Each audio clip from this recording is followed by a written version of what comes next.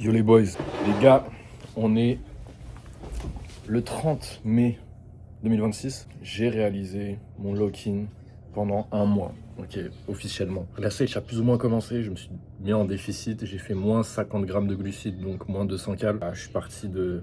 J'ai fait un max à 3400, sauf que je me sentais un peu trop flotté à 3400, juste avant que je commence ma sèche. J'ai redescendu progressivement à 3200, 3000.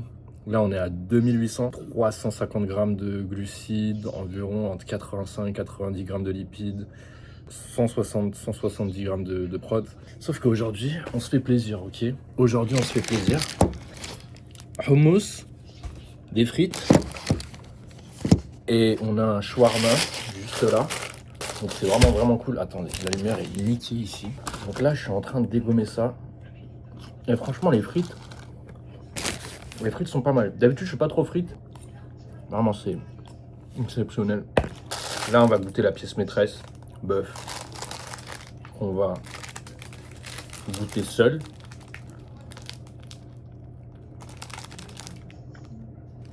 En fait, le shawarma, là, je suis en train de le tenir à deux mains, là. Je suis en train de saisir mon sandwich à deux mains. Comme ça, là.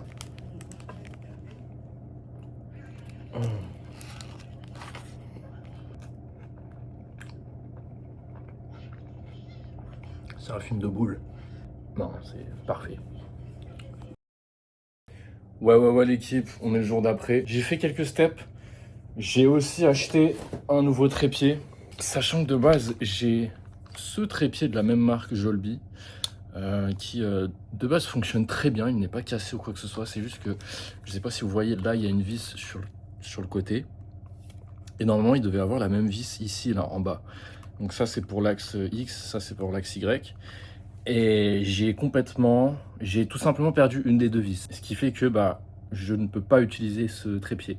J'ai regardé un petit peu sur internet si ils vendaient cette pièce en seul, quoi. Je suis passé à la Fnac, j'ai regardé sur internet s'ils la vendent pas. Ce qui fait que j'ai dû complètement racheter un nouveau trépied.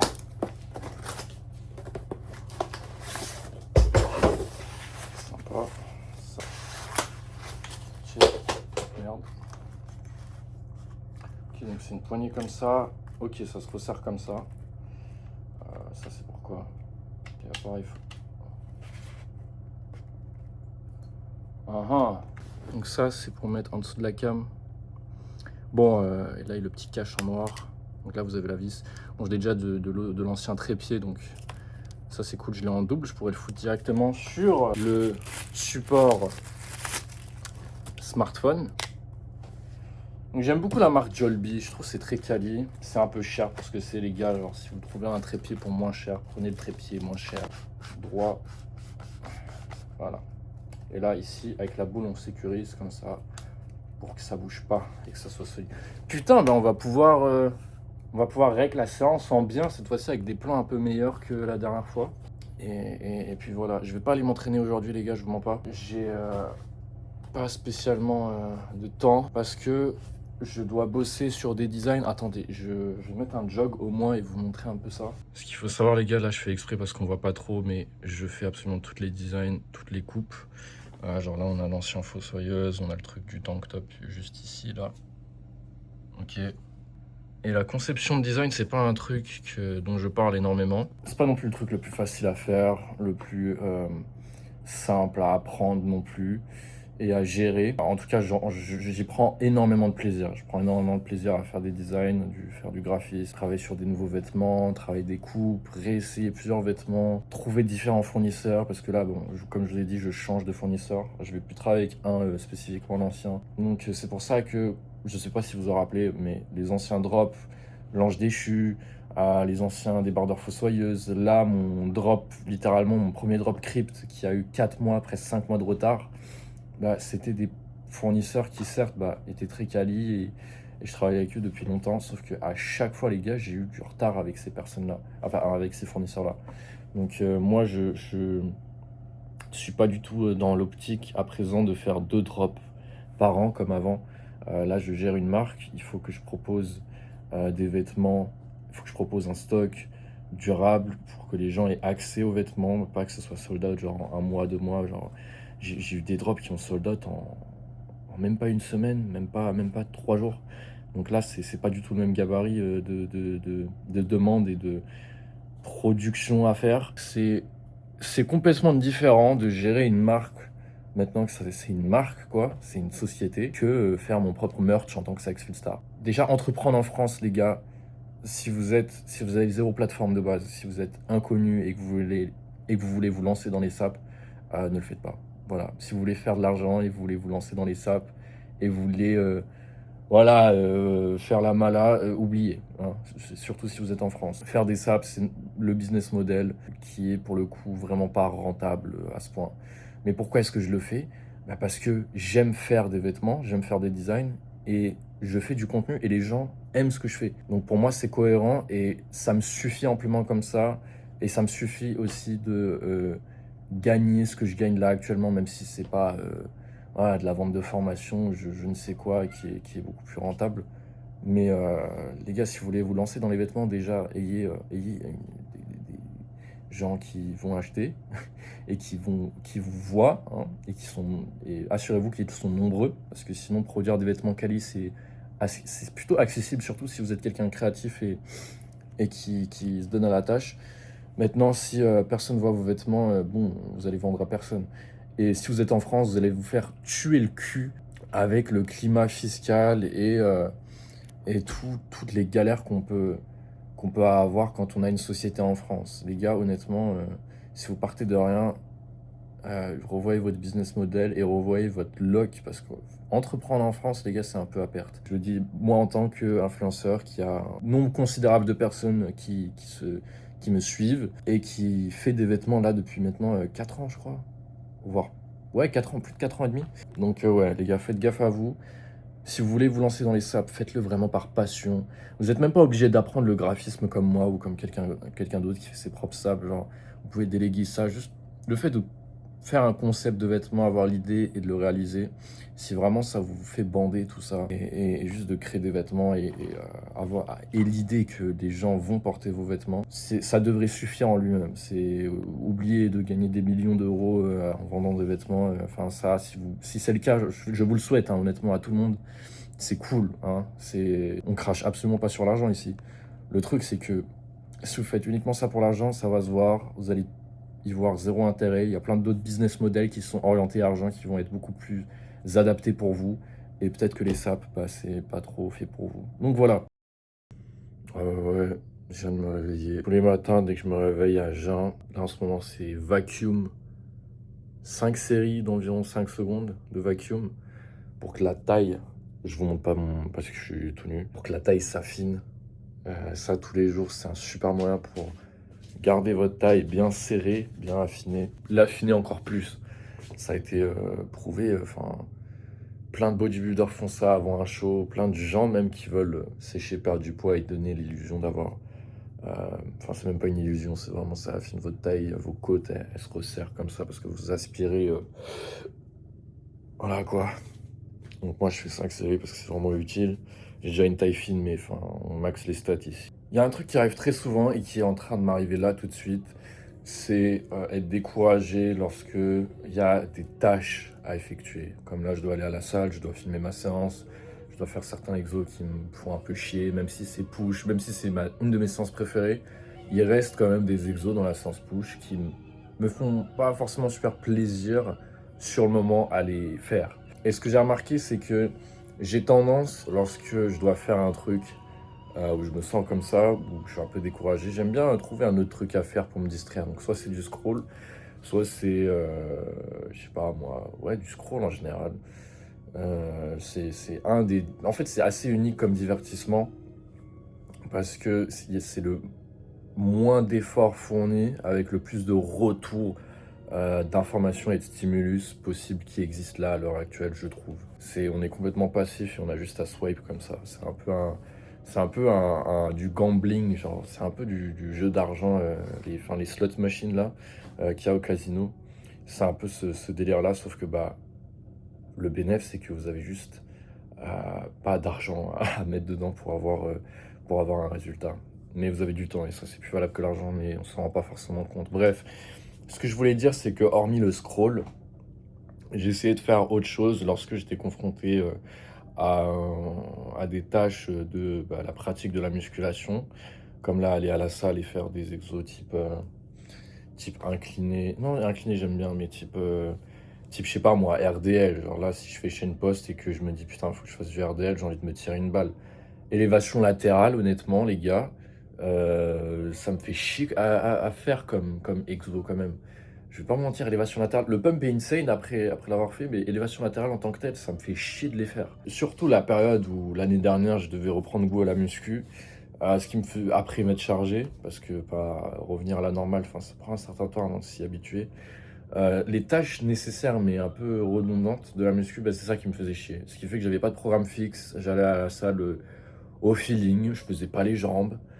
Et ben, j'ai enlevé l'intérêt même de ce qui mène à la progression, de ce qui mène à la satisfaction d'une pratique, parce que, croyez-le ou non les gars, faire les trucs chiants dans une pratique, peu importe, que ce soit créatif, sportif, même divertissement, même du jeu vidéo, dites-vous. Le jeu vidéo, c'est obligé, il faut y avoir des moments de grind un petit peu dans les jeux vidéo, que ce soit des trucs compétitifs, en mode ouais, ok, il faut que tu fasses des parties, faut que tu fasses des parties de merde, et tu vas manger de la merde, et tu vas te faire traiter par des mange-merde.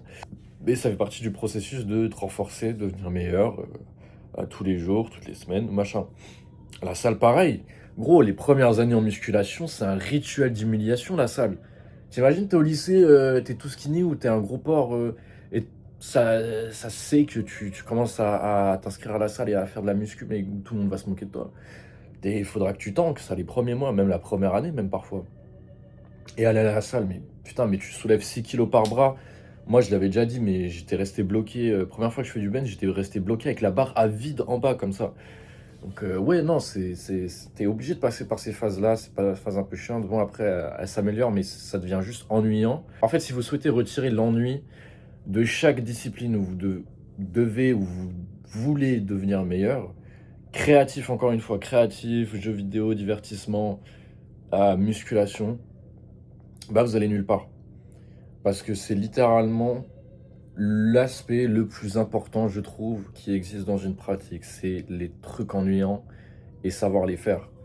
Moi, j'ai vu beaucoup de gens, et même moi, et c'est comme ça que je l'ai remarqué, c'est que je l'ai vu à l'extérieur, et que je l'ai vu sur moi du coup, c'est des gens qui disent, par exemple, des gens qui sont dans le domaine créatif, ah aujourd'hui je me sens pas inspiré, aujourd'hui je fais rien, je me sens pas inspiré. Et ça c'est très courant, hein. Et ça peut arriver de pas se sentir inspiré un jour, genre un jour parmi tant d'autres, mais si à chaque fois que tu te sens pas inspiré, ce qui veut dire bah, un peu tous les jours d'une certaine manière, parce que c'est rare d'être inspiré H24, c'est très rare, ça n'arrive pas d'être inspiré H24 tout le temps. Et bah tu vas juste travailler à des heures qui dépendent de juste des circonstances dont tu ne contrôles même pas tant que ça. C'est-à-dire que tu pourrais avoir le contrôle et aller à contre tes émotions, tes instincts primaires, pour faire voilà, marcher la machine. Parce que c'est ça le but d'une tâche ennuyante, c'est de faire marcher la machine, c'est d'aller à l'encontre de ton instinct primaire de rien faire. Si tous tes besoins primaires sont comblés, ton standard, c'est juste rien faire et genre chercher la dopamine la plus accessible possible. C'est ça être un être humain, c'est être un énorme singe. Et la différence entre être un être humain, donc un énorme singe, et être un individu, c'est que certes, en tant qu'humain, on partage toutes les mêmes émotions, la même ennui des choses, le même besoin de trouver de la satisfaction avec le moins d'efforts possible. Mais ce qui nous rend des individus, c'est de choisir d'aller à l'encontre de ça pour creuser, pour aller plus loin et trouver une satisfaction dans le fait d'exécuter. Parce que les gars, combien de fois est-ce que je me suis traîné du lit, je me suis traîné de la douche, je me suis traîné de la cuisine pour manger, me préparer mes pré-workouts, aller à la salle, faire le trajet, faire mes steps, alors que j'en avais pas envie. Mais une fois que je l'ai fait, les gars, bah j'étais content. Un truc qui va t'aider à te sortir les doigts du cul, c'est de te dire, ok, là je le fais pas pour moi, là actuellement qui a la tête dans le huc, qui veut rien faire, qui se sent pas inspiré, qui a pas d'énergie là tout de suite et qui veut juste scroller. Non, non, je le fais pour moi qui va regarder en arrière et qui va se dire, ah ok, genre là, j'ai pu compter sur moi à ce moment-là. Parce que c'est ça le plus important, les gars, c'est faites le pas sur le moment présent. Le moment présent, en gros, il va rien se passer. Tu vas aller à la salle. Si tu te mets à la salle, tu fais du cardio, tu te mets en déficit un jour, tu vas à la salle un jour, tu as un belt de pump un jour. Il va rien se passer le lendemain. Il va rien se passer. Ça n'a aucune conséquence. Un jour, juste un jour, ça n'a aucune conséquence. Plusieurs jours d'affilée, continue, c'est-à-dire tu respectes quasiment tous les jours. Sur un mois, il peut commencer à se passer quelque chose. 2 mois, 3 mois, 6 mois. Là, c'est une dinguerie. Là, tu fais des choses que personne veut faire. Absolument personne veut faire. Personne veut miser sur soi actuellement. Personne à l'heure actuelle, surtout avec le scroll, surtout avec tout ce qui se passe là, a envie de miser sur lui du futur. Et que ce soit pour, encore une fois, les jeux vidéo, les domaines artistiques et la musculation, tu ne fais pas les choses pour que tout soit fini là maintenant. Le sens, c'est de faire ce que ça te demande à toi, là actuellement, pour y arriver. On s'en bat les couilles de faire la course, on s'en bat les couilles de rendre la tâche la plus efficace possible. Faut qu'elle soit assez efficace, c'est tout. Et assez efficace, ça demande à ce que tu lock in. Donc la prochaine fois, vous vous dites, putain, je me sens pas inspiré, j'ai pas la foi à aller à la salle, j'ai la flemme, je sais que je vais faire une séance de merde, je sais qu'il y a des exos que j'aime pas faire, putain, genre ça me casse les couilles, il me reste genre, je sais pas combien de steps, il faut que je mange mes calories, ou il faut que je mange pas de calories. Dites-vous juste que moi aussi je me sens comme ça. Même moi les gars. La différence c'est quoi? C'est que moi je vais y réfléchir pendant quelques secondes. Et ensuite je vais juste faire. Je vais juste faire ce que j'ai à faire. C'est tout. Donc si un jour vous êtes confronté à ce genre de pensée, dites-vous juste que moi aussi je les ai. La seule différence c'est que je choisis. Voilà. Le vrai truc, le vrai luxe les gars, c'est pas la liberté. Le vrai luxe c'est pouvoir choisir. Nous sommes bien arrivés à la salle. Avant de commencer comme d'hab, pré-workout, ESN, Pump Pro 2.0, le meilleur pré-workout pump qui existe sur le marché en Europe. Et en plus de ça, les gars, c'est un nouveau goût. Je sais pas si on voit là, ça doit être ouais, Exotic Thunder Flavor. Donc, qui veut dire tonnerre exotique. Et là, vous vous demandez certainement quel goût ça a, le tonnerre exotique. Je vais vous dire ça tout de suite.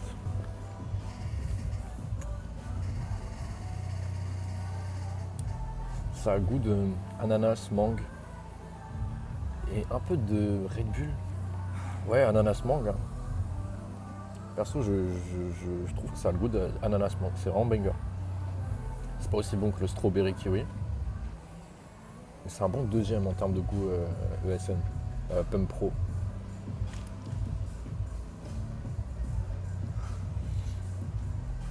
Je vais boire ça.